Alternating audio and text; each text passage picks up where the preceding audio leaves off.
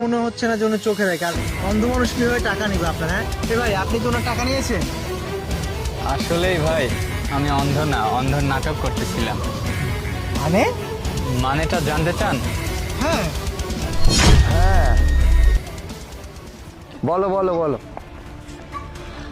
আচ্ছা আচ্ছা আচ্ছা, ঠিক আছে। হ্যাঁ, আরে এই লোকটার পকেটে দেখতে পাচ্ছি অনেক টাকা। এ তো 1 মাসের টাকা একদিনে ইনকাম করা হয়ে যাবে। হ্যাঁ, ঠিক আছে, আপনি কোনো চিন্তা করবেন না। আমি যে কোনো ভাবেই পারি আমি আপনার কাছে পৌঁছে দিব, বুঝছেন? আচ্ছা, ঠিক আছে। ওকে ওকে, আচ্ছা আচ্ছা। আরে এই মেয়েটাকে তো অনেক জায়গায় দেখলাম এইভাবে টাকা পয়সা চুরি করতেছে।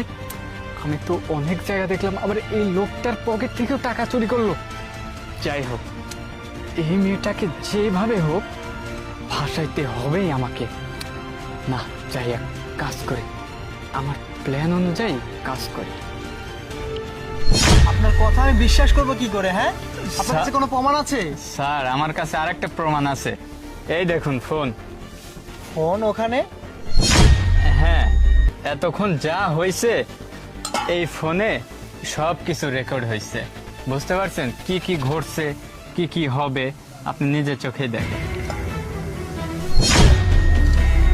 আরে এবার তো বুঝতে পারছেন। তার মানে আপনি চোর? না না, এই চুপ! চোর হয়ে আরেকজনকে চোর বানাচ্ছেন, তাই না? আরে ভাই, আপনি যে কাজটা করেছেন এটা একদম মহৎ কাজ করেছেন।